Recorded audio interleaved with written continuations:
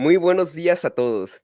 Hoy en este video que voy a hacer con un invitado que es muy especial para mí, vamos a ver, está titulado La postura de Dante sobre la predestinación. ¿Es tomista? Dante nos lo explica. ¿Por qué? Porque resulta que, bueno, pues hay varias interpretaciones en sí de Santo Tomás y bueno, se dio el caso que incluso hasta se quiere hacer una especie de interpretación calvinista.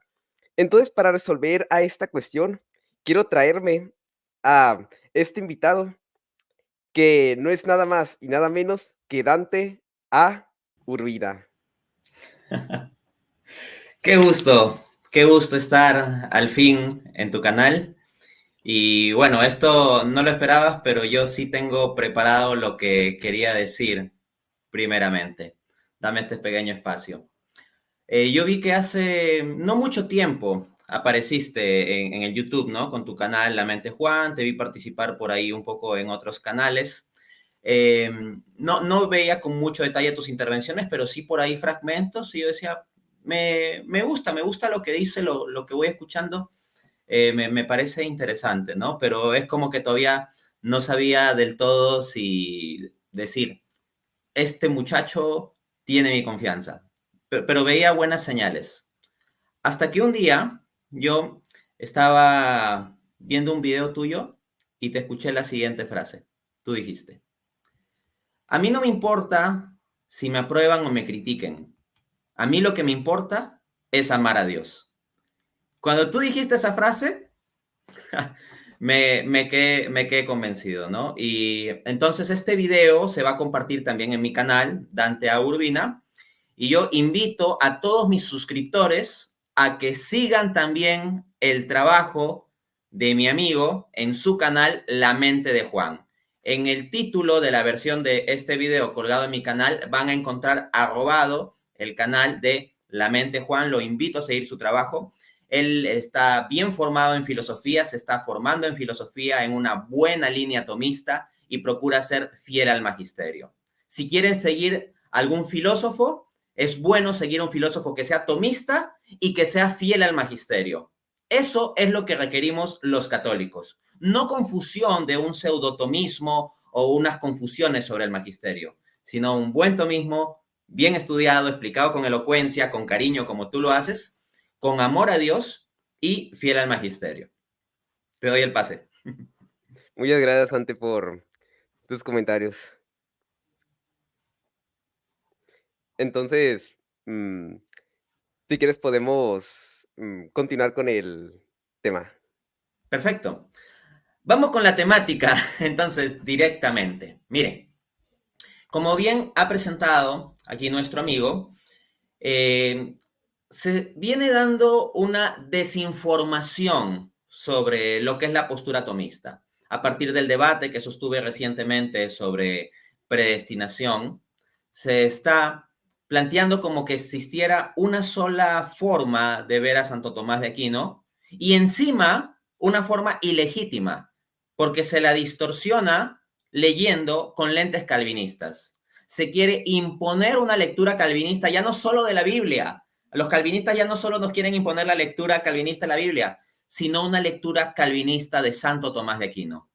Y en ese marco se ha llegado a difamar mi postura sobre el asunto de la predestinación, la gracia, el libre albedrío, como si no fuese una postura tomista, ¿no? En particular, vamos, esto no es misterio, es información pública, esto ha venido de parte del señor Jonathan Ramos, filósofo argentino con el cual yo debatí sobre el asunto de la predestinación, en términos de él ponerse como el verdadero tomista, supuestamente, y a mí quiere plantearme como el no tomista.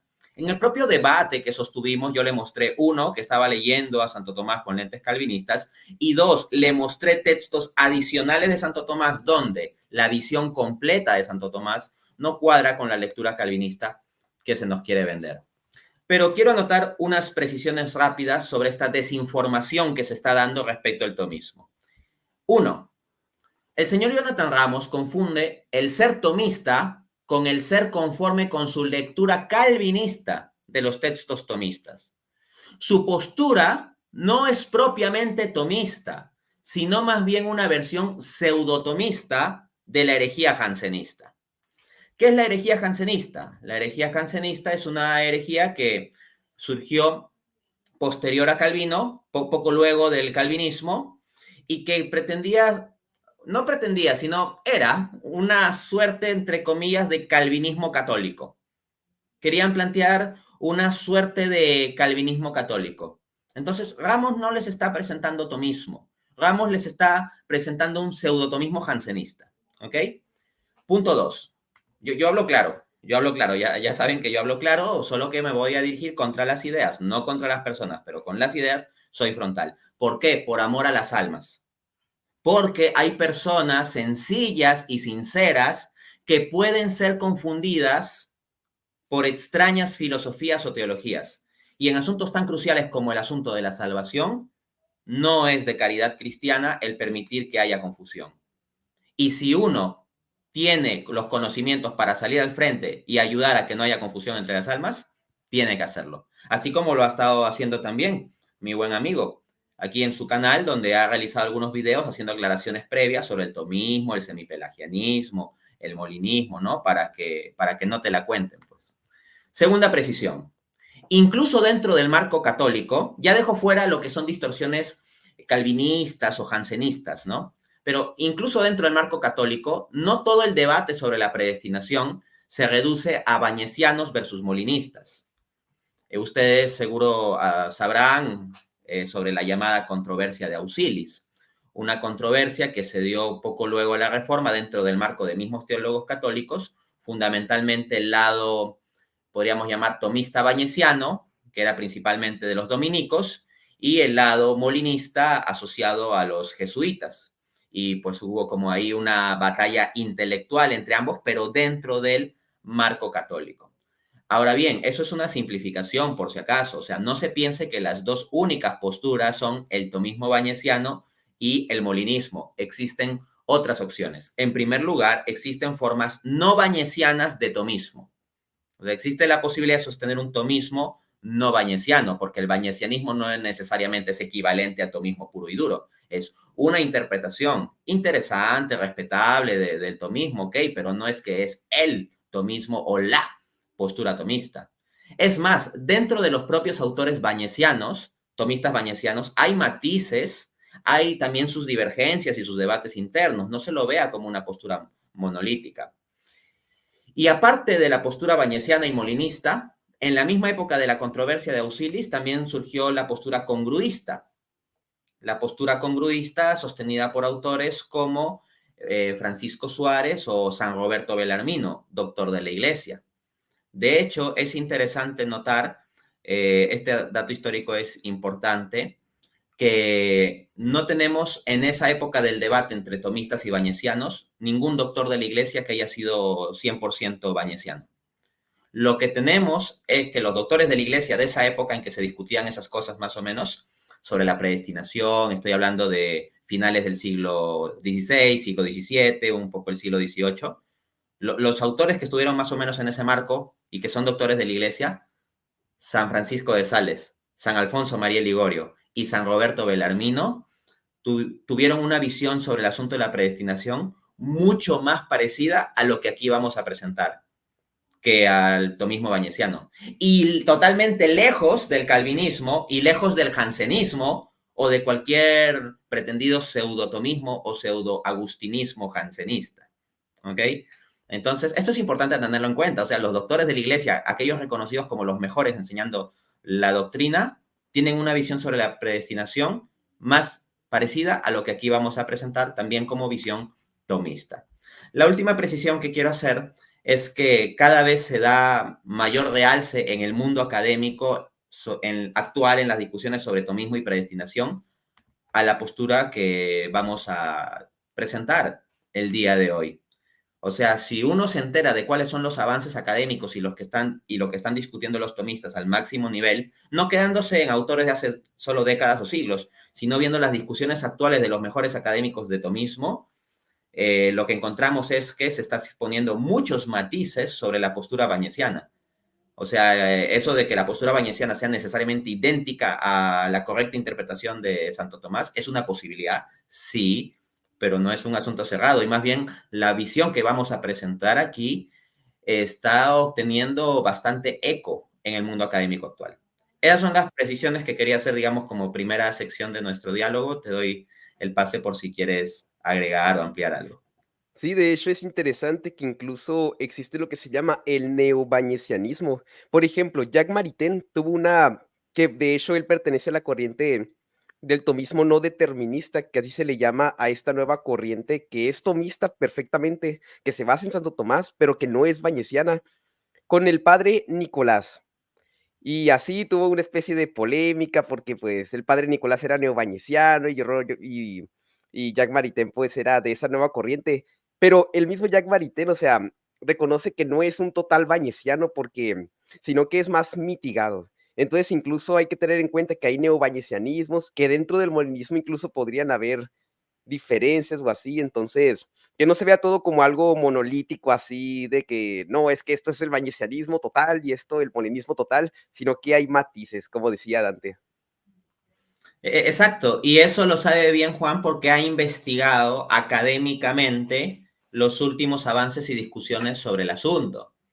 Entonces, si algún filósofo por ahí se queda simplemente leyendo la Suma Teológica, prima, cuestión 23, y se cierra ahí y lo lee con lentes calvinistas y no interactúa con estos detalles, pues, o sea, ahí falta actualizarse académicamente.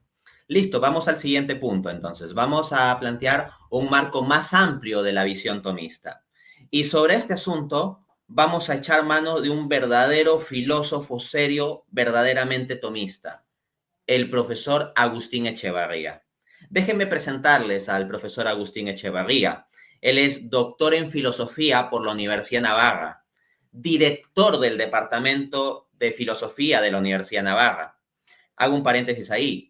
Quienes conozcan el mundo académico de las universidades católicas sabrá que en habla hispana de las universidades que mejor mantienen la verdadera doctrina católica es la Universidad de Navarra.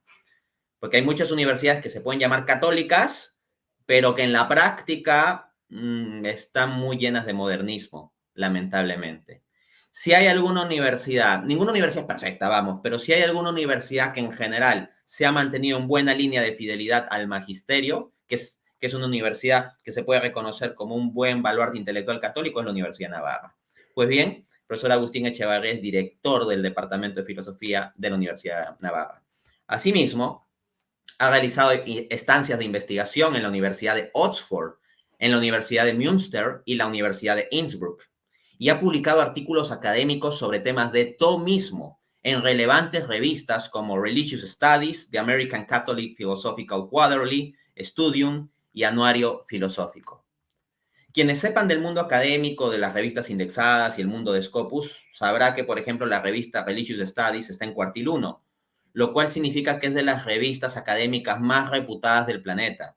Ahí nomás publicas en idioma inglés, o sea, son unas revistas muy, muy selectas, ¿ok? Entonces, estamos hablando de alguien de verdadero peso intelectual y académico. No cualquier persona, ¿no? Entonces, yo voy a, en esta disertación, presentarles cómo mi postura está alineada con Santo Tomás de Aquino, con los propios textos tomistas. Pero primeramente quiero como introducirles esta visión por medio de este gran tomista. Entonces vamos a escuchar lo que dice el profesor Agustín Echevarría. Voy a compartir pantalla. Ahí me habilita Juancito. Ya estoy compartiendo. Ya, voy a reproducir el clip y ahí me confirman en el chat si se escucha bien, ¿ya? Sí, en general pido a todos que si no, bueno, que si nos digan si se escucha bien mi micrófono y el de Dante para que no surjan problemas. Vamos. Lo que voy a sostener y voy a tratar de explicar de manera muy breve, de nuevo discúlpenme, voy a tener que caricaturizar un poco la cuestión, es una posición tomista, es decir, una posición que trata de seguir los principios de la filosofía y de la teología de Santo Tomás, lo que pasa que matizando algunos puntos importantes que yo creo que en la visión de conjunto de Ibáñez y sus seguidores no están suficientemente, vamos a decir así, equilibradas, ¿no? Ahí lo tenemos, entonces, un filósofo de tanto nivel como el profesor Agustín Echevarría está diciendo que va a presentar una postura tomista. Por supuesto, es una postura tomista, pero al mismo tiempo señala que es no bañesiana. Entonces es posible ser tomista no bañesiano. Y con esto no estoy diciendo que los bañesianos no sean tomistas. No, no. Simplemente estoy sosteniendo que es posible ser un tomista no bañesiano. Él dice pues un poco que tiene que simplificar, claro, porque él es un filósofo que escribe papers en revistas de alto nivel y está haciendo un video de YouTube de aproximadamente 1 hora donde explica el molinismo, el bañesianismo y luego su postura de tomismo no determinista y lo hace de modo excelente. Pero claro, para un filósofo de tanto nivel, que escribe en artículos científicos y cita un montón de documentos, o sea, él sabe que está haciendo de todas maneras algunas simplificaciones, ¿no? Por eso él apunta a esto. Ahora, alguno podría pensar, oye, Dante, entonces tú dependes del profesor Agustín Echevarría para esto. No, en primer lugar, la visión que vamos a presentar, como voy a probar, se ampara en textos del mismo Santo Tomás de Aquino. En segundo lugar, hay que decir que el profesor Agustín Echevarría en este punto no es un autor aislado, sino más bien se inserta en toda una tradición de pensamiento tomista o cercano al tomismo a este respecto. Ahí para compartirles, habilítame. Ya estamos. Ahora, además, la línea que voy a exponer ahora, pues también tiene una cierta tradición dentro de la escuela tomista, dentro de la tradición tomista, ¿no? Los representantes más importantes quizá del tipo de explicación que voy a dar ahora son fundamentalmente Francisco Marín Solá, Francisco Muñiz, que repite lo que dice Marín Solá, Jacques Maritain, Charles Journet, ¿no? En fin, gente que es destacada y que tiene una opinión bastante seria y fundada sobre este tema, ¿no? Y más recientemente he visto también el teólogo norteamericano Larry Feingold también sostiene una posición como la que voy a explicar ahora. Todos estos autores no dicen exactamente lo mismo, ¿no? También hay matices, hay diferencias entre ellas y por lo tanto yo simplemente digo cuál es la línea en general y entonces, quiero que noten que aquí no vamos a exponer una extrañeza exótica o algo por el estilo, ¿no?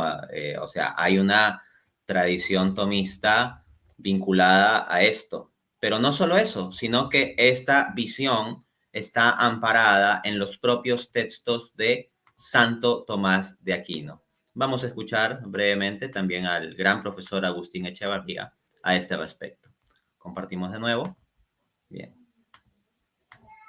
Pero es mucho más fácil interpretarlo, como voy a explicar ahora, si uno, además de la suma teológica, tiene en cuenta lo que dice Santo Tomás de Aquino sobre estos temas en otras obras, fundamentalmente en el comentario a las sentencias, en las cuestiones disputadas de veritate, en las cuestiones disputadas sobre el mal, el de malo, ¿no?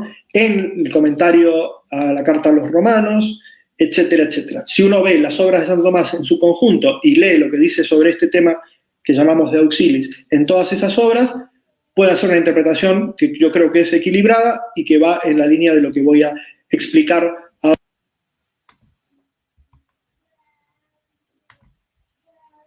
Ahí lo tenemos. Entonces, esto no es gratuito. Hay amparo en los textos de Santo Tomás de Aquino.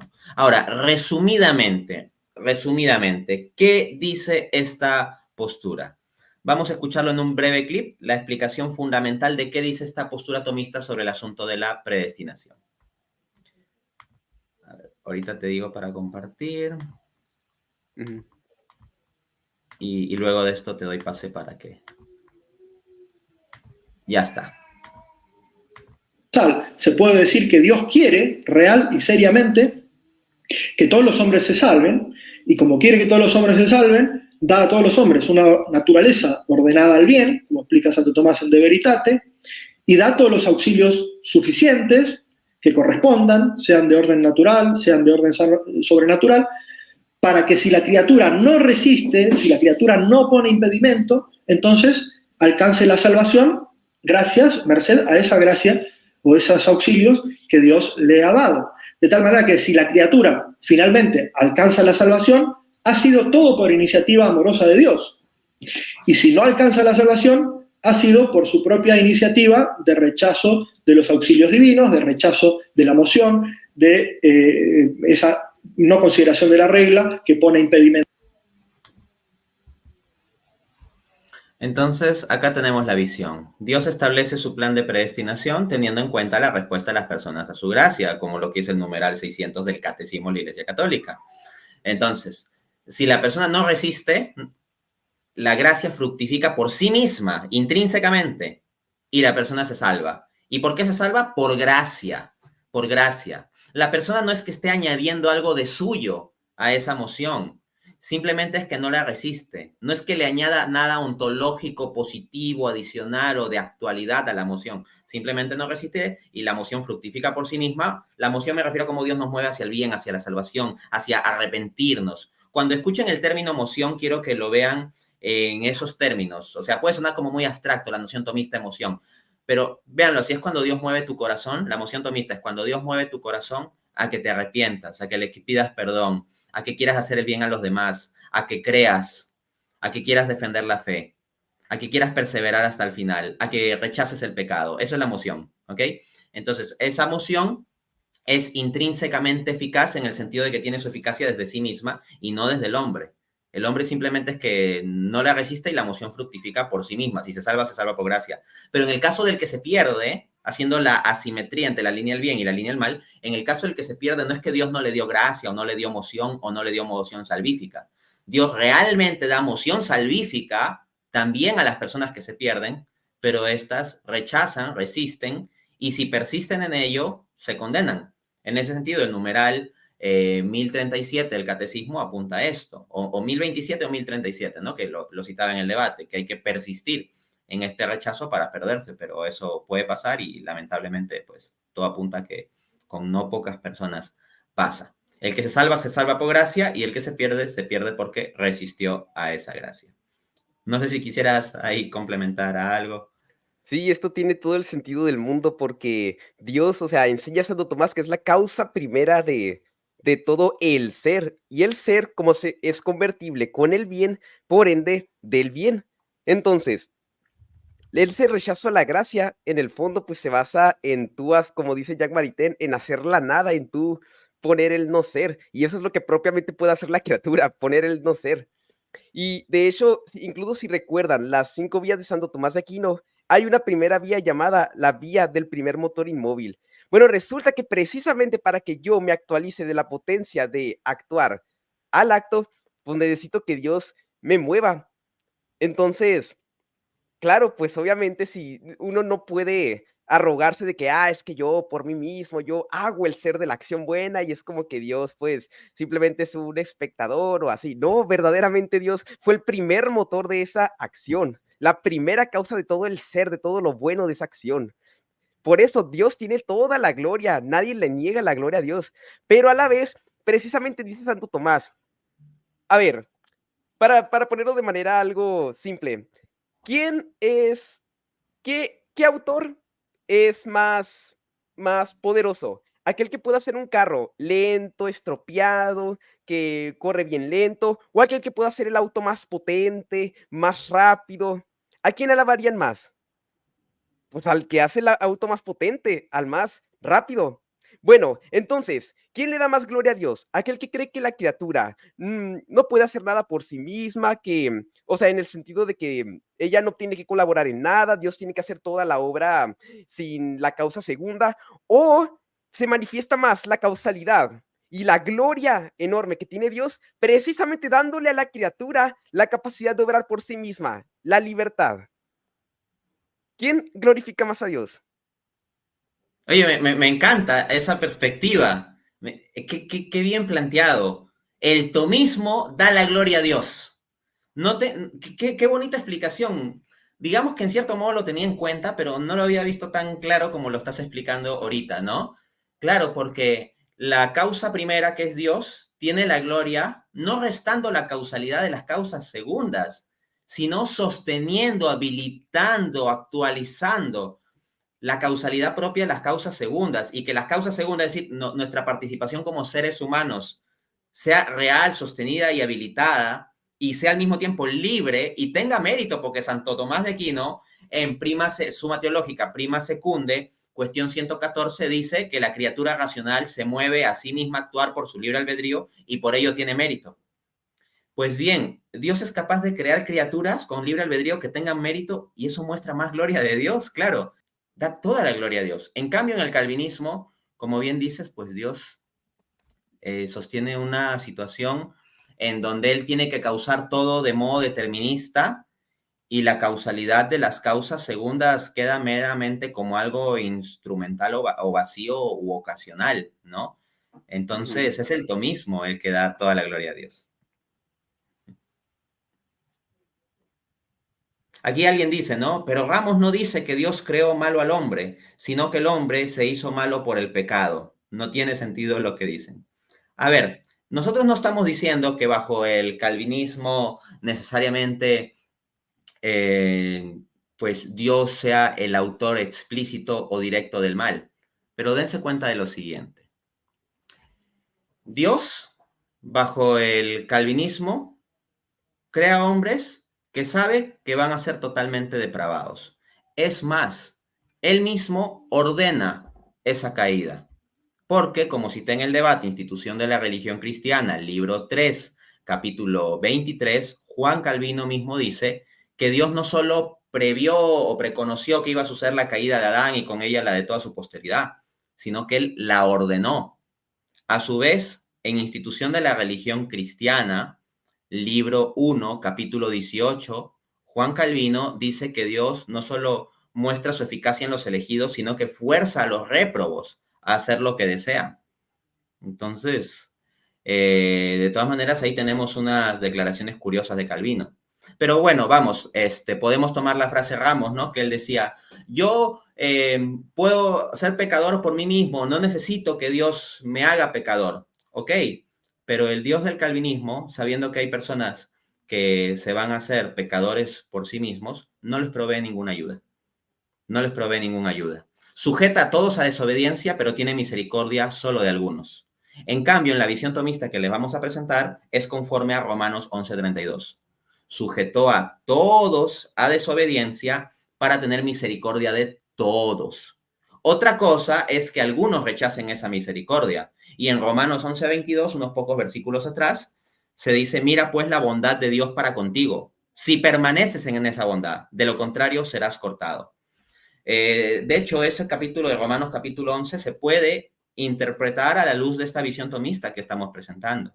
Es decir, Dios provee gracia salvífica en su misericordia para todos los hombres, ¿no? Ya, todos se hacen pecadores por sí mismos, ok, si quieres. Pero el Dios calvinista solo provee ayuda supuestamente irresistible solo para algunos y a todos los demás se los salta. En cambio, en esta visión tomista, Dios provee ayuda misericordiosa para todos los hombres, pero finalmente son cortados aquellos que no permanecen, que la resisten, que la rechazan. Romanos 11:22. Bueno, vamos entonces al siguiente punto, el plato fuerte de esta conversación, ¿no? Esta visión es validada por textos de Santo Tomás de Aquino. La visión católica que yo presenté en el debate que sostuve con Ramos puede esquematizarse en los siguientes 5 puntos. 1. Dios establece su plan de predestinación, incluyendo la respuesta libre de cada hombre a su gracia. 2. El hombre con su libre albedrío puede resistir o no resistir a la gracia. 3. Dios usa su presciencia, su conocimiento previo, para establecer su plan de predestinación.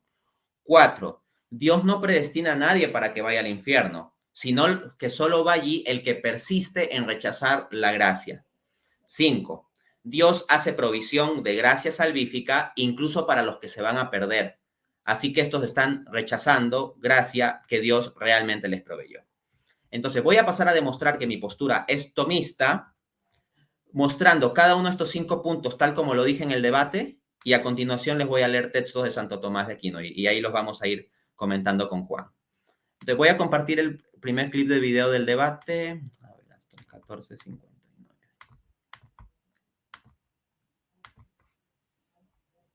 Ahí estoy compartiendo. Bien. P1. Da provisión real de salvación para todos, pero, como establece el Catecismo de la Iglesia Católica, establece su designio eterno de predestinación, incluyendo en él la respuesta de cada hombre libre de cada hombre a su gracia. Ahí lo tienen, el primer punto. A ver, Juan, comparte, porfa, las diapositivas que habías preparado con los textos. Los Ok, primeros textos, los dos primeros textos de Santo Tomás, vamos a mostrar. muy bien.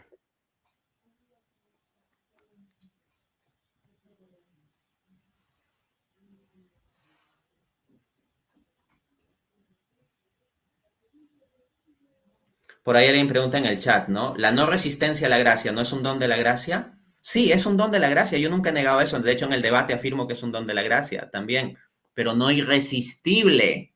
No irresistible. Entonces, Dios sostiene a la criatura en que no rechace la gracia, pero la criatura, aún teniendo esa gracia de Dios que le sostiene, puede resistirlo también, porque Dios le da la gana de permitir criaturas con libre albedrío. Bueno, pero no nos desviemos. Habíamos establecido el primer punto. Miren cómo se puede probar esto con los textos de Santo Tomás de Aquino, los dos primeros. Dice Santo Tomás, pertenece a la divina providencia proporcionar a todos lo necesario para la salvación, con tal que no haya impedimento de su parte. Esto lo dicen de Veritate, cuestión 14, artículo 11, solución 1. Entonces, acá tenemos algo interesante, porque toma en cuenta la respuesta del hombre a su gracia, pone un condicional, con tal que no haya impedimento de su parte. Pero en principio, ¿qué hace Dios? Proporcionar a todos lo necesario para la salvación. Pregunta, ¿para la salvación basta solo la gracia común o la gracia previniente de la que hablan los calvinistas? No. O sea, para la salvación se requiere gracia específicamente salvífica. Entonces, pertenece a la divina providencia proporcionar a todos gracia salvífica, con tal que no haya resistencia de parte de la criatura. Vamos a ver el otro texto. Santo Tomás de Aquino, Summa Teológica, prima secunde, cuestión 79, artículo 3, respuesta. Dios, por su propio designio, no infunde la luz de su gracia en aquellos en quienes encuentra impedimentos. Esto es la resistencia. Entonces, Dios en su providencia quiere proporcionar a todos lo necesario para la salvación, es decir, gracia salvífica, pero no llegará a ponerla dentro de, o sea, infundirla en aquellos en quienes encuentre impedimentos. Entonces, esta visión donde Dios establece su plan de predestinación, su designio, como dice la palabra designio Santo Tomás, teniendo en cuenta la respuesta del hombre a su gracia, es algo que se deriva de los textos tomistas. No sé ahí, Juancito, si quieres ampliar algún punto o comentar. Pues no, creo que con esto sería suficiente, aunque sí es interesante que en las cuestiones de malo ahí se explicita bien cómo ocurre todo este proceso del impedir la gracia, que sería, pues, eso de no considerar la regla de la razón y de la ley divina, y por eso es por lo que tú eres causa primera deficiente del mal moral, y así lo expliqué más en mi video sobre Dante es molinista o semipelagiano, en que ahí puse un montón de diapositivas al respecto. Excelente. Luego vamos a volver sobre esto de causa primera, o sea, cómo el ser humano puede ser causa primera. Y esto lo ha dicho Juan, y algunos tomistas tal vez les sonará muy raro y van a pegar el grito al cielo. Bueno, más adelante vamos a volver sobre ese punto y van a ver cómo va a quedar muy bien aclarado esto con los propios textos de Santo Tomás de Aquino. Pero vamos al segundo aspecto que yo presenté en el debate. 2. El hombre con su libre albedrío puede resistir o no resistir a la gracia. Voy a compartir ahora pantalla. Ahí deja de compartir. Voy a compartir un clip de video. Ya. Dame un segundo. Ya. Al 19:52. Listo. Acá comparto.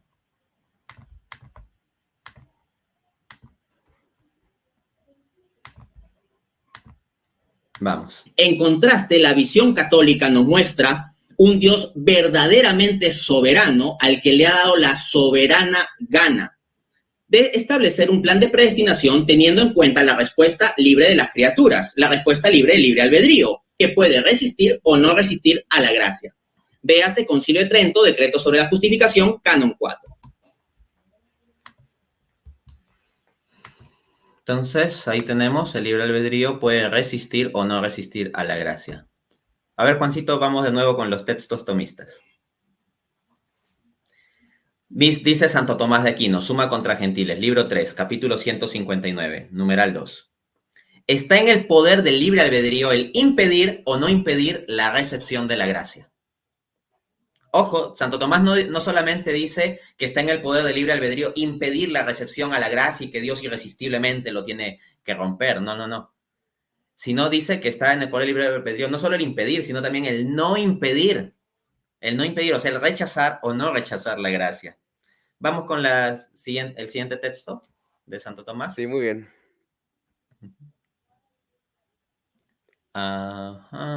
Ya. Entonces, sí, ¿verdad? No necesito más texto que esto porque la declaración de Santo Tomás es tan absolutamente explícita en confirmar este punto que para qué más, ¿no? Vamos al tercer punto entonces, pero no sé si quieres agregar algo sobre este segundo aspecto de que Santo Tomás reconoce que está en el libre albedrío el rechazar o no rechazar la gracia. Sí, de hecho lo reconoce tan así que en su libro comentario sobre las sentencias, que de hecho también lo mostré en otro video que hice con Cruz, en el que ahí mostramos cómo pues está equivocado Jonathan con eso de que eres semipelagiano y molinista, cómo ahí decía de que Dios, como Él es bueno, quiere conceder gracias a todos, pero hay un orden y es que Dios decide, ok, no concederle gracia a algunos, pero a condición de que esa persona no quiera la gracia y que se prepare negligentemente hacia ella, porque entonces si no la quiere o se prepara negligentemente hacia ella, es justo el que no la reciba y por ende Dios, suma bondad, puede perfectamente querer eso. Y justo andaba explicando eso Santo Tomás, referido al endurecimiento del faraón, porque esa frase de que, Dios endureció al faraón, está muy mal interpretada, porque Santo Tomás dice, puede tener dos sentidos el endurecimiento, o el acto de la voluntad obstinada hacia el mal, y dice explícitamente que eso no lo causa Dios, o simplemente el no recibir la gracia. Y en ese caso, ok, Dios endurece al faraón en cuanto a que no recibe la gracia, pero porque el faraón fue el primero el que no la quiso recibir la gracia. Exacto. Entonces, acá se rasgan la vestidura gente como Ramos de cómo está eso de una voluntad condicional, no sé cuántos. Se llama tomismo, amigos míos, porque como tú bien has explicado, y esa cita del comentario de Santo Tomás a las sentencias yo no le había tomado en cuenta, pero cuando vi cómo tú le explicabas, dije, wow, sí, es potentísima esa cita que has hecho. Yo les invito a todos los que puedan ver este video también cuando lo comparte en mi canal de YouTube, vean los videos anteriores que ha hecho Juan Diego sobre esto, están muy buenos. Entonces ahí podrán encontrar esa cita, ahí se los dejo así como pendiente, porque es muy buena, efectivamente. Dios en principio está dispuesto a dar la gracia, inclusive al faraón, pero por causa de la resistencia de pues entonces le retira la gracia. De hecho, Santo Tomás en su comentario a la carta a los romanos, cuando trata el versículo de Romanos 9:17 sobre el endurecimiento del corazón del faraón, dice que Dios movió al faraón hacia el bien, pero al mismo tiempo sabía que el faraón iba a malutilizar esa moción y que Dios permitió que el faraón malutilizara esa moción. Lo que decía es que Santo Tomás, que Dios mueve al faraón a proteger su reino, lo cual es una moción buena y legítima. Pero la mejor forma de proteger su reino era humillándose ante Dios y obedeciendo y haciendo caso a Moisés. Entonces Dios impulsa al faraón, le hace una moción en buena dirección, pero permite que el faraón resista esa moción y abuse de la misma, y resistiendo, pues lleve a que Dios muestre su gloria, quebrando al faraón, ¿no? Y haciendo que el pueblo sea liberado milagrosamente. Pero nótese que no es que antecedentemente, por un decreto incondicional, independientemente, cualquier libre albedrío, eligió endurecerlo para muerte eterna. No. Es una cuestión consecuente o condicional aquí. Listo, vamos con el tercer punto. Voy a compartir un clip de video.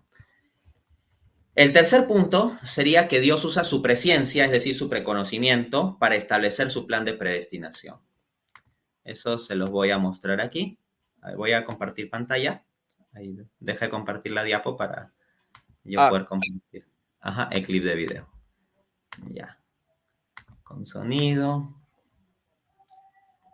Ya está. Estoy compartiendo. Listo. Provee gracia salvífica a todos y establece un decreto de predestinación teniendo en cuenta nuestra respuesta a su gracia. A los que de antemano conoció, a esos predestinó. Romanos 8:29. Entonces, el preconocimiento está implicado en la predestinación.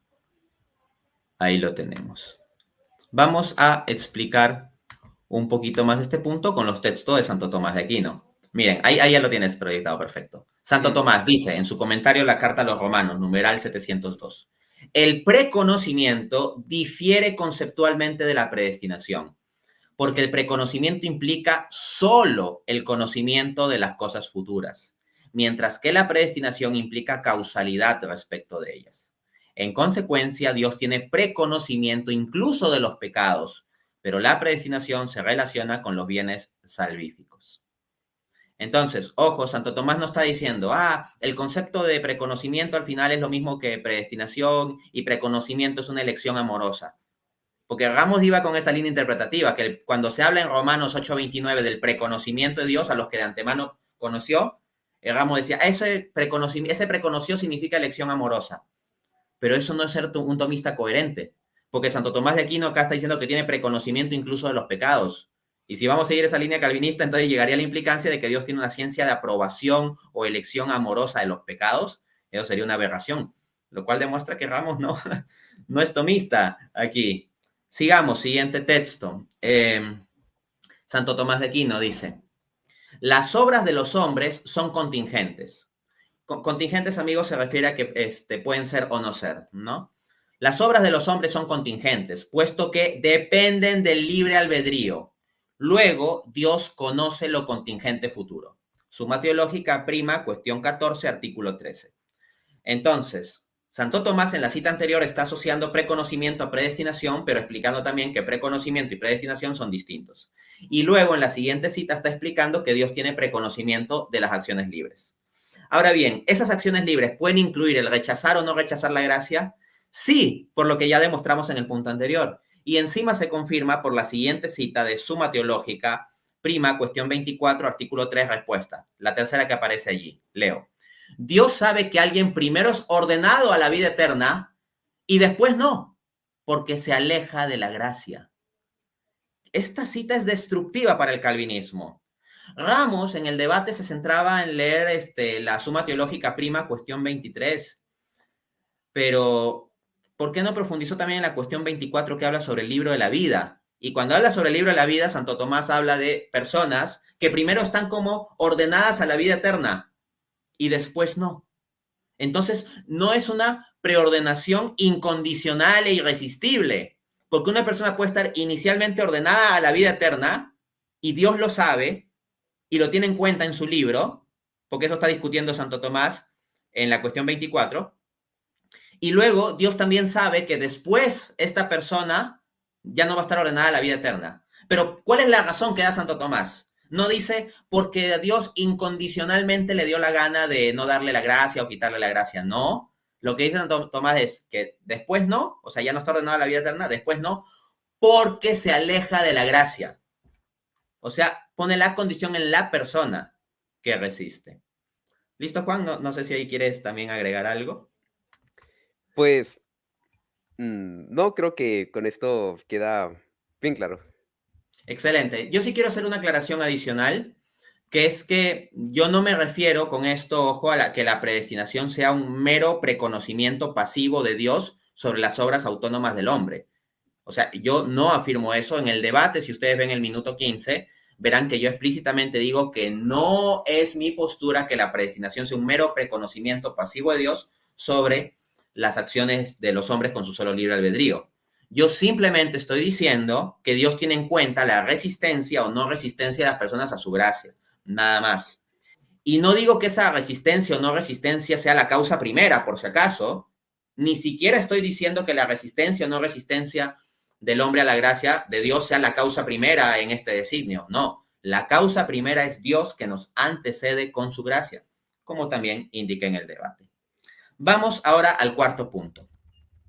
Dios no predestina a nadie para que vaya al infierno, sino que solo va allí el que persiste en rechazar la gracia. Vamos a escuchar esto. Voy a compartir, Juan. Vamos aquí. Ya estoy compartiendo. Listo. Pero la visión católica sí afirma que Dios provee a todos los hombres realmente de la gracia necesaria para que, si no le resisten, se salven. Y a la vez permite que se condenen aquellos que persisten en rechazar dicha gracia. Véase Catecismo de la Iglesia Católica, numeral 1037. Esto puede... Ahí lo tienen, eso sostuve en el debate. Ahora vamos de nuevo, Juancito. Ajá.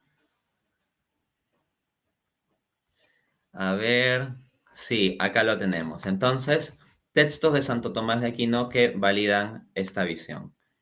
Déjame verificar un detallito nomás. Tercera cita, ¿no? Ok, vamos a esto. Un gatito, ¿podrías mostrarme la siguiente diapositiva que tienes? Quiero verificar algo. Sí.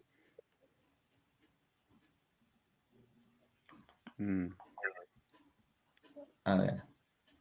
Ya tienes. Retrocede una.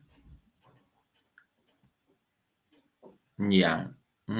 Retrocede una más.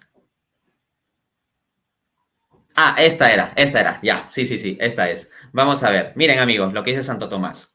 En la misma cuestión 23 que estaba citando Ramos en el debate, yo no tengo problema con eso. Suma teológica, cuestión 23, prima, cuestión 23, artículo 3, solución 2, dice: la condenación no es causa de lo que se da en la vida presente, esto es la culpa, en la que Dios no tiene parte. Y luego agrega: la culpa proviene del libre albedrío del que se condena. Entonces, ¿qué estamos diciendo aquí? La validación de este punto. O sea, Dios no predestina a nadie para el infierno. La condenación no es simétrica a la predestinación. De hecho, Santo Tomás habla de predestinación y de condenación. No habla de predestinación para la salvación y predestinación para la condenación, sino habla de predestinación, refería a los bienes salvíficos para salvación, y luego la condenación, que tiene su línea distinta porque está en la línea del mal, como se diría en los términos tomistas de Jacques Maritain, ¿no? Dice Santo Tomás también en la Suma Teológica, prima, cuestión 49, artículo 2, solución 2. Lo que hay de defecto no es causado por Dios, sino que proviene de la causa segunda deficiente. Este punto es muy importante y sé que aquí nuestro amigo va a agregar muy buenos comentarios luego de que yo lea la última cita, que es así una bomba. Pero miren, los que estén bien familiarizados con el tomismo conocerán el concepto de causalidad eficiente. En la segunda vía para demostrar la existencia de Dios, Santo Tomás se basa en la causalidad eficiente para demostrar que Dios existe. La causalidad eficiente en términos de que nosotros actuamos como causas segundas, pero Dios como causa primera sustenta todo. Ahora bien, ese todo incluye el mal, incluye el pecado, incluye nuestra voluntad pecaminosa, el pecado mismo incluye eso. Si diríamos eso, si Dios es causa primera, habría que decir que Dios es causa primera el pecado, lo cual es una blasfemia.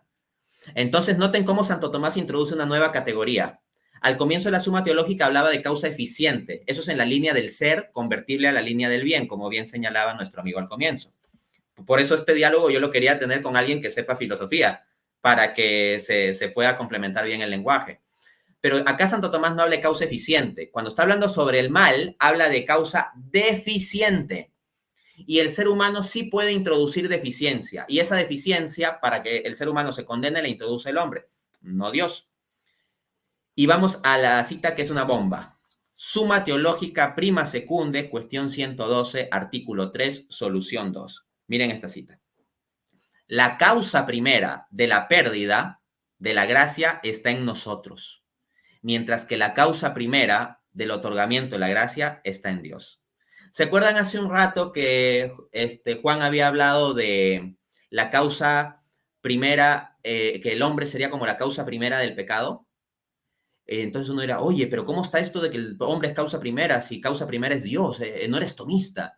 El mismo Santo Tomás de Aquino le llama causa primera al hombre, porque dice la causa primera, la pérdida o falla, defección de la gracia, está la palabra defectus, de la gracia está en nosotros. Entonces, Nos llama a nosotros causa primera, Santo Tomás, pero causa primera no en la línea del bien, sino que nosotros podemos introducir defecto por nosotros mismos. No es una causalidad, ojo, que estemos agregando al ser, sino como estamos hablando del mal, del no bien, es una privación del ser. En ese sentido, Santo Tomás está utilizando la misma categoría en latín, prima causa, para hablar de nosotros como los que introducimos la deficiencia, el pecado, la misma palabra en latín que la que usa prima causa para decir que Dios es la causa primera del otorgamiento de la gracia. Entonces ahí tenemos la asimetría entre la línea del bien, en la cual Dios es causa primera y sustenta la causalidad de todo, y la línea del mal, donde la criatura introduce causalidad deficiente primeramente por sí misma. Ahí para que puedas complementar, agregar. Sí, entonces uno podría objetar, pero es que miren que tal concilio dijo de que Dios predestina la pena eterna. Miren que tal concilio dijo que confesamos la predestinación de los elegidos para la vida y la de los impíos para la muerte. Pero adivinen qué, Santo Tomás mismo habla de que la reprobación, ¿qué significa? Significa la voluntad que Dios tiene de permitir el pecado, pero ojo, lo permite porque yo lo decidí libremente primero. No es como que, de antemano Dios ya permitió el pecado en el sentido de que, ya de antemano no te daré ningún auxilio sin el cual pecarás infaliblemente, sino que la permisión es consecuente a la libre iniciativa de rechazo de la criatura y dice Santo Tomás que como consecuencia de que yo la rechazo, en previsión de mis pecados, ahora sí, como Dios es justo, por eso el concilio habla de que predestinó la pena eterna. Pero, por ejemplo, en el Denzinger 316 habla de que no los predestinó a que perecieran, pero por ser justo les predestinó una pena eterna. Y cuando dice, confesamos la predestinación de los elegidos para la vida y la de los impíos para la muerte. No dijo la predestinación de de los hombres para la vida y de los hombres para la muerte. No, de los impíos. O sea, ya está presuponiendo que ya negaron la gracia, que ya pecaron. Y bueno, como Dios es justo, evidentemente va a darles la pena. Pero no es que de manera antecedente ya decidió predestinarlos al infierno. Excelente, estoy muy agradecido por tu comentario, muy buena precisión, porque luego del debate, por ahí salieron algunos que se la dan de muy expertos a decir, Dante estaba contradiciendo su magisterio católico, porque mira, acá en este numeral del Denzinger dice que Dios predestina para la vida y para la muerte, salvación y condenación. Dante está contradiciendo su magisterio católico. A ver, lo que rechazamos es la visión de doble predestinación calvinista o el sistema calvinista de predestinación, no las palabras. El término doble predestinación o la palabra doble predestinación puede ser entendido en sentidos no calvinistas también. Y entendido en un sentido no calvinista, la iglesia no condena palabras, la iglesia condena conceptos. Ahora, si dicen que yo estoy faltando al magisterio simplemente porque leen superficialmente, ¿por qué no leen con más cuidado? Voy a refutar esa acusación, que muchas gracias que la trajiste a colación, con el mismo texto del magisterio que pretendieron citar contra mí. Vamos a esto, porque me tratan como de ignorante el magisterio. Yo conozco estos textos. Se trata del Concilio de Valencia, realizado en el año 855. Les voy a leer los cánones 2 y 3. La frase que algunos calvinistas han intentado rascar para decir Dante contradice a su magisterio es la siguiente. Confesamos la predestinación de los elegidos para la vida y la predestinación de los impíos para la muerte. Ya. Ahora vamos a ver la frase completa en contexto para ver si realmente está en contradicción con el contenido de lo que yo estoy planteando. Cito. No creemos que nadie sea condenado por juicio previo. Para empezar ahí, una condenación incondicional antes de la fundación del mundo, ¿no sería una condenación por juicio previo? ¿Ah? El laúd del tulip calvinista, bueno, este texto comienza diciendo, no creemos que nadie sea condenado por juicio previo, o sea, nadie es condenado de antemano, sigo citando, sino por merecimiento de su propia iniquidad. Ni creemos que los malos perezcan porque no fueron capaces de hacer el bien, sino porque no quisieron hacer el bien. Ojo aquí, yo ya sé que cualquier calvinista que me está escuchando, la frase anterior, estará pensando, Dante, pero nosotros los calvinistas decimos que Dios condena a la gente por sus pecados. Así que tú estás haciendo una falacia, hombre de paja. Yo diría, cuidadito, escucha con más cuidado lo que dice el texto del magisterio, porque dice que los que se condenan no es que no pudieron hacer el bien, sino que no quisieron. Yo les pregunto, amigos calvinistas, ¿las personas réprobas pueden hacer el bien en el sentido de bien vinculado a la salvación? ¿Pueden hacerlo? No pueden. Por su doctrina calvinista de la depravación total, ustedes tienen que sostener que esas personas no solo no quieren, sino que no pueden. En cambio, este texto del Concilio de Valencia que pretendieron citar contra mí, dice que no es que no pudieran, o sea, esas personas sí podrían hacer el bien, lo cual implica que Dios les daría la gracia salvífica para que hagan el bien, en ese caso, ese bien asociado a salvación. Dice que sí pueden. El problema no es que no puedan, sino que no quieren. Entonces, nótese, la postura católica, conforme al Concilio de Valencia, es que los que se condenan pueden realmente hacer el bien y no quisieron. En cambio, la postura calvinista con la depravación total implica no solo que no quieren hacer el bien, sino que ni siquiera pueden. Así que no vengan a traer el Concilio de Valencia como dándoselas de muy sabios. Sigamos citando. Vamos a la frase que me trajeron, ¿no? Confesamos la predestinación de los elegidos para la vida y la predestinación de los impíos para la muerte. Ahora bien, esa frase hay que ver cuál es su sentido. ¿Y cómo podemos ver su sentido? Leyendo lo que sigue. Si leemos un poquito más adelante, dice el texto del concilio. Alguien pone en el chat, los que no den like son calvinistas. Está predestinado eso. Sigo leyendo. En los malos, empero, supo de antemano su malicia, porque de ellos viene, pero no la predestinó, porque no viene de él. La pena que sigue al mal merecimiento, esa sí la supo y predestinó. Pero que hayan ido algunos predestinados al mal por el poder divino, es decir, como si no pudieran ser otra cosa, eso no solo no lo creemos, sino que si hay algunos que quieran creer tamaño mal, contra ellos, como el Concilio de Orange, decimos anatema con toda detestación. Esa es la voz de la iglesia. Salieron también unos calvinistas a decir, Dante Urbina semipelagiano contradice al Concilio de Orange. Yo no tengo problemas con los textos del Concilio de Orange, pero ¿saben qué? El Concilio de Valencia y el Concilio de Orange tienen problemas con la postura de Juan Calvino, porque dice que condena con toda detestación. No me quiero explayar ahí para no distraer el programa en citar textos de Juan Calvino, donde Juan Calvino pone a Dios mismo como línea causal del mal. Porque esos textos ya los pueden ver en la entrevista, por ejemplo, que tuve donde el padre Javier Olivera Gavassi, ¿ok? Así que no los voy a repetir. Pues bien, el Concilio de Valencia y el Concilio de Orange, antes que nazca Calvino, ya habían pronunciado anatema, no cualquier anatema, sino con toda detestación. ¿Cuántas veces han visto la frase anatema con toda detestación? ¿Ah? Entonces, este concilio anatematiza muy fuertemente a Calvino. No solo eso, dice que, pero que hayan sido algunos predestinados al mal por el poder divino, es decir, como si no pudieran otra cosa, no lo creemos. Pregunta, las personas no predestinadas en el sistema calvinista, ¿pudieron hacer otra cosa? O sea, ¿podrían realmente salvarse, ser buenos y salvarse? No, no podrían ser otra cosa. Entonces el texto leído completo destroza su postura. Vamos al último punto ya para ir cerrando, amigos, con esto de la visión tomista. El quinto punto que yo sostuve en el debate es que Dios hace provisión de gracia salvífica incluso para los que se van a perder. Así que estos están rechazando la gracia que Dios realmente les proveyó. Vamos a compartir un último clip de video, amigo. Vamos con esto. Ahí agrégalo. Ya estamos.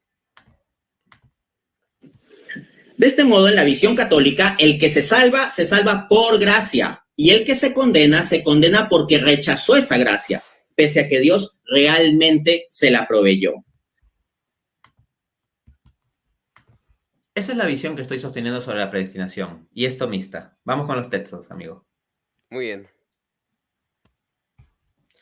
Quien no da like rechaza la gracia. Los que no están dando like son decretados con anterioridad para ser calvinistas, con un decreto soberano desde antes de la creación del mundo. Bien ingeniosos lo de los comentarios. Vamos a los textos. Dice Santo Tomás de Aquino. Suma teológica, secunda, cuestión 18, artículo 4, solución 3. El hecho de que fallen en la consecución de la bienaventuranza, algunos que tienen fe, proviene del defecto del libre albedrío, que pone el obstáculo del pecado, nunca por falta de la omnipotencia o de la misericordia divinas en las que se apoya la esperanza. Noten lo que está diciendo Santo Tomás. Está hablando de gente que tiene fe. La gente que tiene fe ha sido justificada. Son gente justificada y regenerada. ¿Dice automáticamente que se salvan? No. Está diciendo que pueden fallar en la consecución de la salvación final, de la bienaventuranza. Entonces, ¿qué significa eso? Son personas a las cuales Dios le proveyó gracia salvífica, porque si tienen fe están justificados y regenerados. Pero eventualmente, si por defecto su libre albedrío no perseveran, entonces no van a llegar a salvación final. ¿Se acuerdan de que Ramos me acusaba de semipelagiano por decir que por un defecto de libre albedrío podría ser que el hombre no persevere? Bueno, hay que vaya a acusar de semipelagiano a Santo Tomás de Aquino. Sigamos citando Santo Tomás de Aquino en su comentario sobre el Evangelio de Juan, numeral 2207. Cito: Cristo sí oró por todos, porque su oración es suficientemente poderosa para beneficiar a todo el mundo. Pero esto no produce su efecto en todos, sino solo en los elegidos, por causa de los obstáculos presentes en los mundanos. Si Santo Tomás de Aquino hubiera sido calvinista, podría haber escrito el mismo texto, menos la frase que nuestro amigo muy acertadamente ha subrayado. Un calvinista podría decir, pero esto no produce su efecto en todos, sino solo en los elegidos. Y un calvinista tendría que decir, porque Dios de antemano eligió no darles la gracia de la fe. Como dice los cánones de Dort, concilio calvinista, en el punto 1.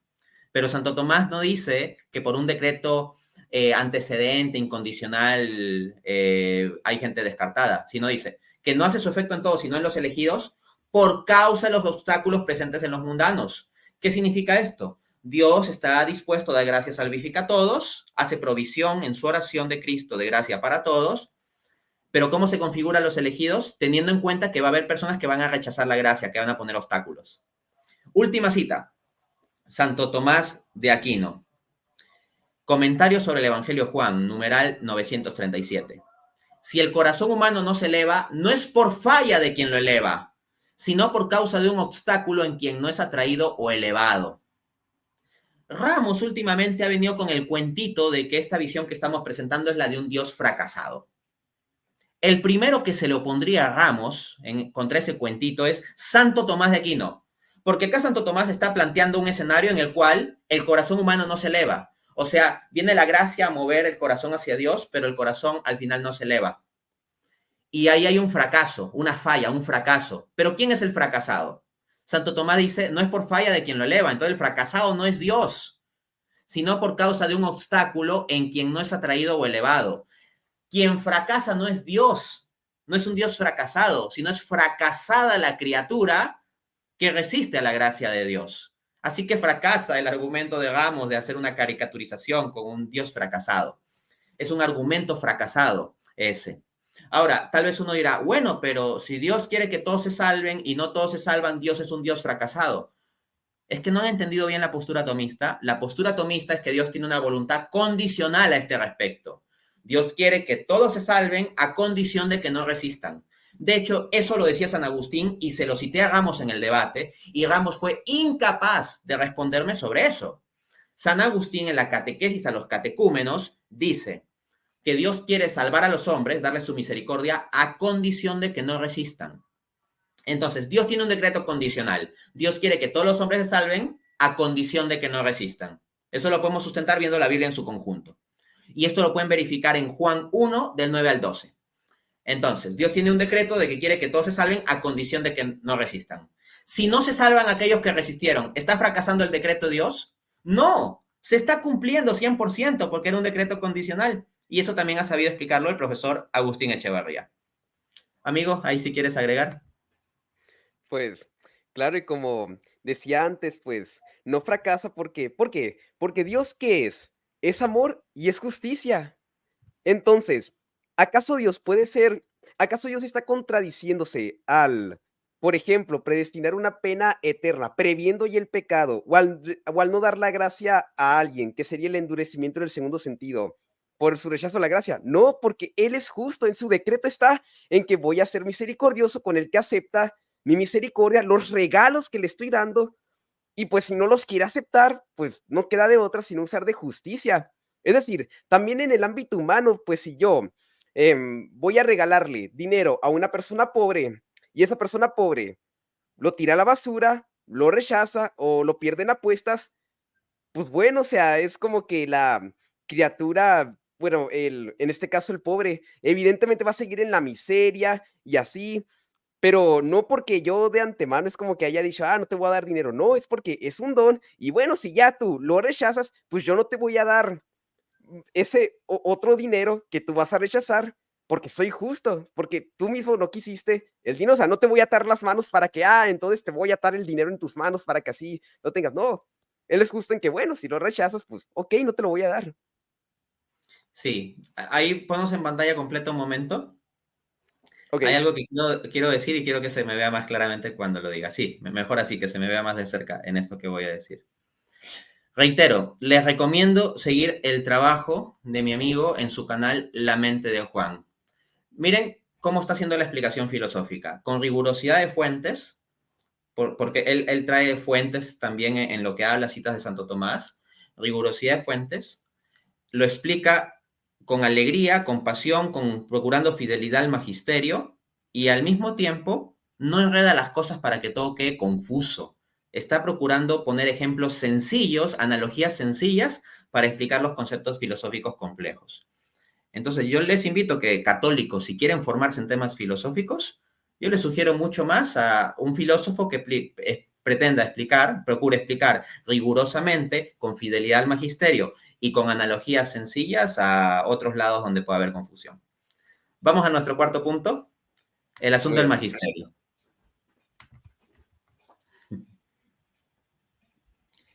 Vamos con citas del magisterio. Las voy a leer rápidas nomás porque la verdad que creo que ya ha quedado claro y ya he hecho referencia a textos del magisterio. Toda esta visión tomista que estamos presentando es conforme a lo que el magisterio ha definido. Y recordemos que Santo Tomás solo es absolutamente vinculante en aquello en que coincida con el magisterio. O más bien, digamos que el magisterio es el que es absolutamente vinculante y Santo Tomás en consecuencia se pegaría ahí. Vamos, y más adelante ya tengo comprometido aquí con mi amigo que vamos a hacer un programa sobre Santo Tomás y el magisterio, ¿no? Ya me comprometí y estaremos juntos ahí, ¿verdad? ujú, Excelente, vamos a esto. Concilio de Chieri del año 853, capítulo 4.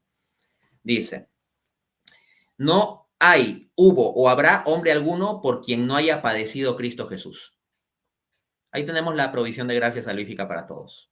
Concilio de Trento, decreto sobre la justificación, canon 4. Si alguno dijere que la gracia y la justificación no se da sino en los predestinados, sea anatema. Ahí tenemos el concilio definiendo que se da gracia salvífica, porque eso es la justificación. La gracia de la justificación implica gracia salvífica a personas que no son predestinadas. O sea, Dios es así de bueno. Si ustedes van con una mentalidad que Dios es alguien como que tiene que repartir que tiene una cantidad limitada de monedas y tiene que ver con cuidado a quienes las reparte, una cantidad limitada de talentos y tiene que ver con cuidado a quienes las reparte, no están viendo al verdadero Dios de amor.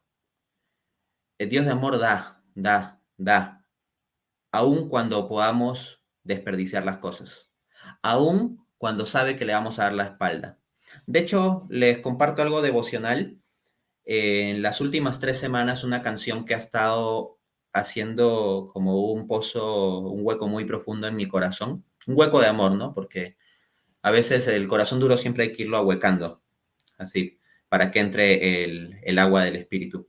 Es una canción que se llama Mi vaso resquebrajado, del grupo Yeset. Mi vaso resquebrajado, les invito a buscarla en YouTube, es bien bonita. Y básicamente en la canción dice, Señor, yo soy tierra desastrosa y tú, pues, me otorgas tu gracia, pero yo más que enterrar talentos, los doy perdidos. O sea, quiere decir que como en la parábola de los talentos, el peor de los siervos enterró el talento. Y el que canta dice, yo más que enterrar talentos, los doy perdidos. O sea, ni siquiera es que entierra la moneda, hasta la pierde. O sea, la persona es totalmente deficiente. Y cuenta cómo Dios derrama su gracia en su vaso resquebrajado, porque uno mismo con sus pecados, con sus fallas, es un vaso resquebrajado. Y yo me veo así, yo soy un vaso resquebrajado, pero Dios insiste en derramar su gracia sobre mí. Entonces, Dios es así de bueno, que puede derramar su gracia, inclusive en personas que le van a fallar. Y yo he visto eso en mi vida. O sea, yo le he fallado a Dios muchas veces. Yo espero y confío en la misericordia de Dios tener la gracia y la perseverancia final. Yo confío en eso, ¿no? No tengo una vana confianza humana o una seguridad absoluta epistémica, pero sí una confianza de amor en su misericordia, de la gracia y la perseverancia final, y oro todos los días para que me la dé. Pero yo soy muy consciente de que Dios derrama su gracia en mí, que soy un vaso resquebrajado. ¿Qué pasa si tú pones agua en un vaso resquebrajado? Se derrama. De hecho, la canción, la primera frase que da, repito el nombre, Mi vaso resquebrajado de Yeset, para que la escuchen, comienza diciendo algo así como que el vino, tu precioso vino será derramado en vano. O sea, como que Dios va a dar gracia, pero uno es tan débil, frágil, que va a ser un vaso resquebrajado y se va a derramar ese vino precioso. Pues bien, el Dios de amor de la Biblia no escatima su sangre, no escatima su vino, no escatima su amor, no escatima su gracia. La da aunque tú la derrames. Concilio de Trento, decreto sobre la justificación, canon 4. Si alguno dijere que el libre albedrío, movido y excitado por Dios, no coopera en nada y que no puede disentir, sea anatema. O sea, acá la idea de gracia irresistible está siendo condenada por el Concilio de Trento. Si viene algún filósofo calvinista o jansenista a contarte otra cosa, que no te la cuenten. Último texto, Catecismo de la Iglesia Católica, numeral 1037. Para que suceda la condenación, es necesaria una aversión voluntaria a Dios, un pecado mortal, y persistir en él hasta el final. Bien, esos serían los textos de magisterio. Podemos dejar de compartir pantalla. Como conclusión sobre esto, quiero decir que yo no estoy sosteniendo que absolutamente todos los tomistas del planeta tengan que estar absolutamente de acuerdo con cada detalle de lo que he dicho aquí. Por supuesto que puede haber discusiones dentro del tomismo, pero lo que sí digo es que esta es una visión legítimamente tomista, bien amparada en los textos de Santo Tomás de Aquino, y no solo eso, bien amparada en los textos del magisterio mismo. Así que podemos reposar tranquilos en la enseñanza de la Iglesia. Sí, sí, particularmente, o sea, por ejemplo, en Christus Vivit, el Papa Francisco decía: Jesús es aquel amigo que es capaz de amarte y amarte hasta el extremo. Entonces, para mí, la verdad, esa postura que acabamos de decir, que se ampara, de hecho, en Santo Tomás, es muy conforme con eso de que Jesús no escatimó en nada. O sea, él no tenía ninguna necesidad de sufrir tanto. Él perfectamente podía, con una sola astilla de dolor, ya automáticamente redimirnos a todos. Y es como que o sea, si encima él llegó hasta tal extremo que sufrió, y no solo sufrió de manera poca, no, sufrió los peores dolores de toda la historia, tanto físicos como psíquicos. Es como que ahora, sin ningún dolor y sin ningún, digamos, esfuerzo, es como que va de repente a escatimar en: no te voy a dar gracias. O sea, si él hizo lo más, e incluso lo que ni siquiera nos atreveríamos a hacer, mínimo la inmensa mayoría de los hombres, si no es que todos, ¿acaso no va a ser lo menos? Así es, así es. Uno podría decir, ¿por qué Cristo derrama su sangre incluso por personas que saben que se van a condenar? Por amor, por amor. A los cristianos se nos manda amar a nuestros enemigos, Mateo 5:44. Y eso implica amar a personas que nunca nos van a amar, probablemente. Pueden ser personas que lamentablemente podría suceder que nunca se conviertan. Dios no quiera que suceda eso, Dios quiera que se salven. De hecho, yo sí, trato de cumplir las palabras de Cristo, el mandato de Cristo, de orar por los enemigos. No voy a negar que tengo enemigos, o sea, hay gente que se hacen enemigos míos, ¿qué se le va a hacer? Pero yo igual oro por ellos. Los tengo que combatir en la medida en que sean enemigos de la fe, eso sí. Uno, si me hacen algunas difamaciones, algunas tendría que aclararlas. Tampoco puedo desgastar mi vida de aclarar todas las difamaciones, porque Dios me ha llamado a defender la fe, no a defenderme a mí mismo. Y trato de aclarar sobre todo aquellas difamaciones que puedan, pues, implicar confusión sobre la fe, como por ejemplo acusarme de semipelagiano, ¿no? Que son, pues, cosas sin sentido. Pero yo voy a combatir a quienes puedan hacer daño a la fe de la gente. Pero eso no significa que los odie. Eso no significa que los odie. Yo en el ejercicio intelectual, claro, puedo usar la ironía y todo eso, y también podemos encontrar en escritos de padres de la iglesia cosas así, hasta palabras duras, pero no tengo un odio personal para las personas que me hayan estado atacando o puedan estarme atacando o difamando. Y me refiero a diversas personas, no solo a uno.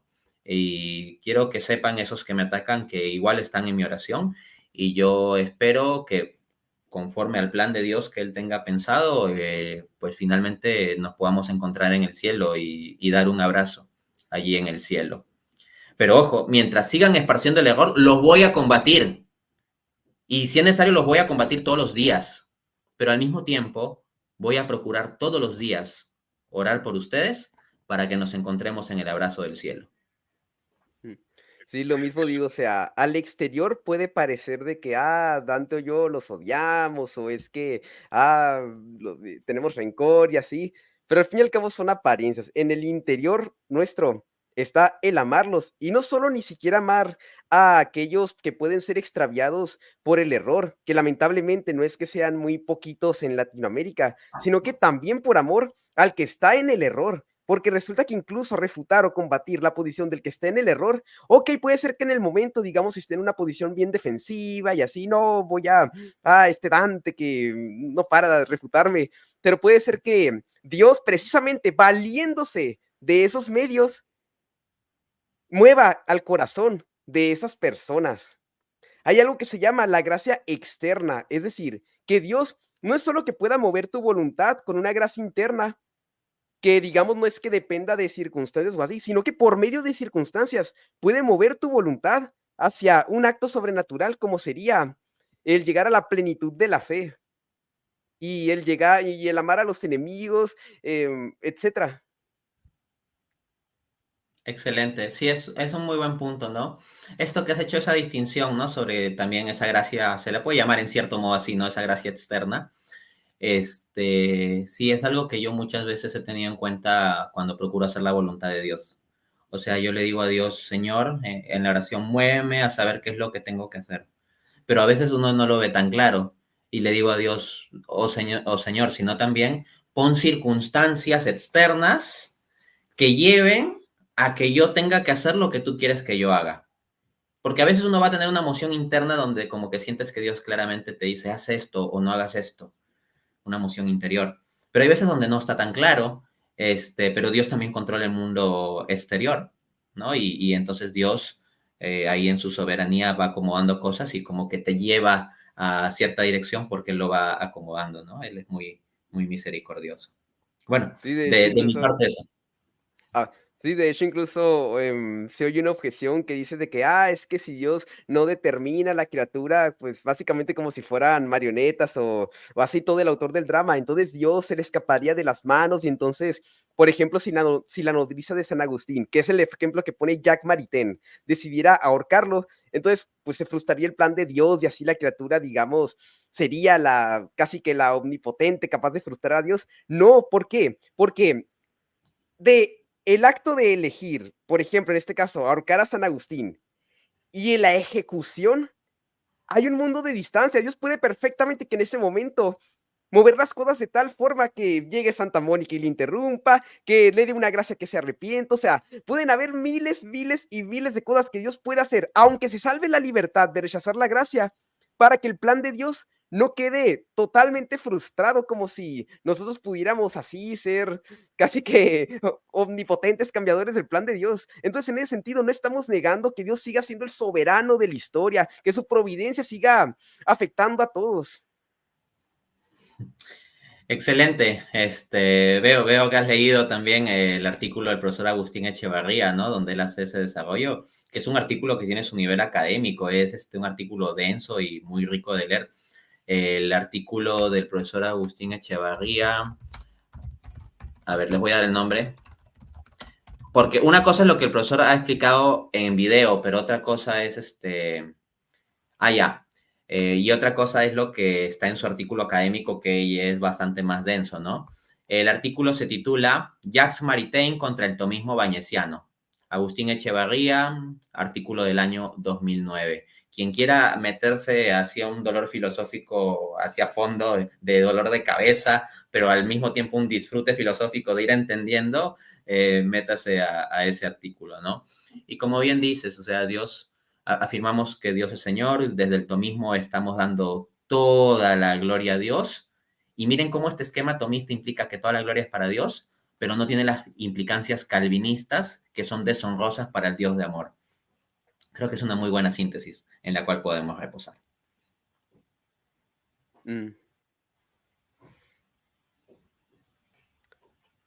Bueno, si no hay nada más que agregar, entonces creo que iríamos terminando. ¿Algún mensaje final que quieras añadir, Dante?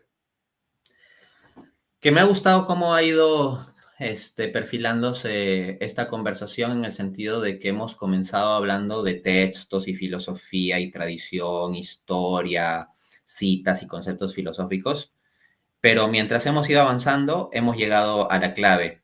Hemos hablado de amor, que hay que entender esto desde el amor. Desde el amor se resuelve. Si ustedes piensan qué implica realmente ser un Dios de amor, van a poder llegar mucho más rápido a una buena comprensión de esto, sin necesidad de tanto que citas por aquí, que Maritain, jansenismo, tomismo, agustinianismo, etcétera, etcétera. El amor les va a dar la clave mucho más rápido. Eso es todo lo que quiero decir. Bueno, muchas gracias a todos. Por si alguien no conoce a Dante, que creo que sería imposible, pues ahí estás. También tiene un canal de YouTube donde tiene material muy bueno. De hecho, yo ya llevo como, creo que casi desde los inicios de mi conversión, comencé a seguir a Dante y así en mi etapa más así apologética de, quiero vencer el ateísmo y así. Entonces se los recomiendo, es muy bueno. Y le quiero dar muchas gracias a Jacqueline por ser la primera donante de este canal. Y gracias a todos ustedes por seguirnos en este directo con Dante Urbina. Un Y abrazo a creo que todos. un abrazo a todos y sin nada más que agregar, que Dios los bendiga.